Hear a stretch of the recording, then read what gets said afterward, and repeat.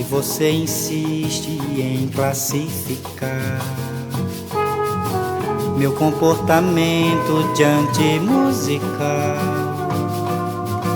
eu mesmo mentindo devo argumentar que isto é bossa nova, que isto é muito natural. João Gilberto was a Brazilian guitarist, composer and singer, and was known as the father of Bossa Nova.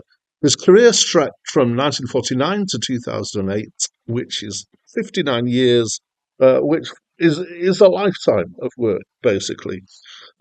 He pioneered using electronic amplification and recording techniques to create an intimate, quietly produced guitar and vocals combination. He worked quite a bit with fellow Bossa Nova person Tom Jobim,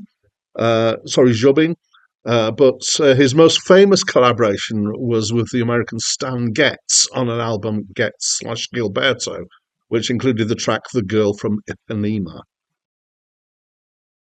Hi, my name's Dan, and this is a review of the album Chega Saudade, if I pronounce that anywhere near right, I'll be quite amazed, by João Gilberto, which was released in 1959 and was his debut studio album, although quite a long way into his actual musical career, and is considered by some to be the first Bossa Nova album. It is my first time listening to this album. I've heard some of his stuff before. I've heard some Bossa Nova before. In fact, I've had quite a few of these Brazilian albums. It's always a delight, and this one didn't disappoint me. It has a light Latin feel to the music. We've got a classical style guitar, by which I mean the kind of guitar that's used in classical guitar rather than a steel strung guitar. It's got orchestra and it's got percussion and it's got singing. So nothing in the Wikipedia notes that I read about this mentions the Tropicalia movement. I think this was a bit earlier than that. But it's definitely in line with some of that stuff. It has some connections to jazz musically, particularly to vocal jazz. The chords and the chord changes are quite jazz. The rhythms, though, are definitely Latin. I could not, hearing it go, that's Bossa Nova and that's Samba and that's, whatever. People who know more than I do would be able to do that. Everything here's got a real lightness of feel that is familiar, kind of looking back at these other albums that I've heard as well. It may have been at this time quite remarkable because this is quite 1959. It's earlier than most of the others, I think. It's got a soft gentleness and a general happy feel. And this is combined with, quite enjoying the music, this feel is the thing that really attracts me to this Brazilian music. The singing is clear and close mic'd, quite reverbed. He's got a nice, easy voice to listen to.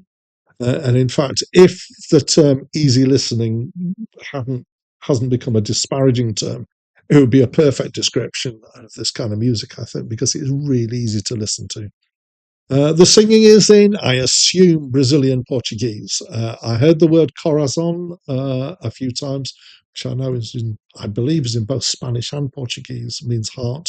I don't know if the words bim bom or hobalala mean anything, or if they're just basically vocal things like la la la, or that sort of stuff. Hey noddy noddy.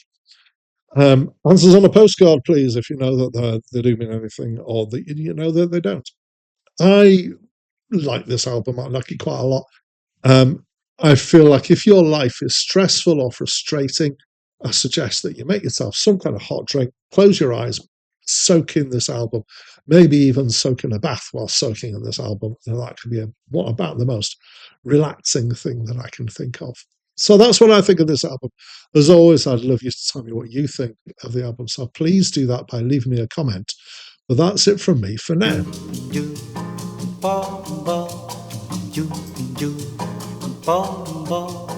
É amor, balala, balala, uma canção. Quem ouvir balala.